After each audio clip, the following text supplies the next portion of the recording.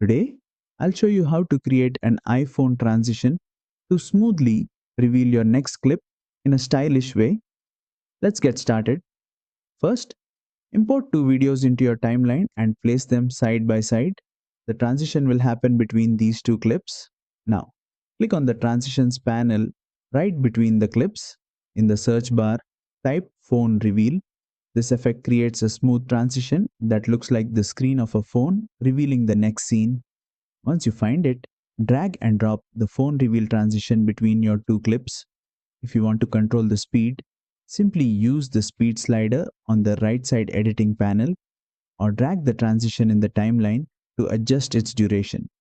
And that's it. Your iPhone transition is ready to go. Super simple but looks super professional.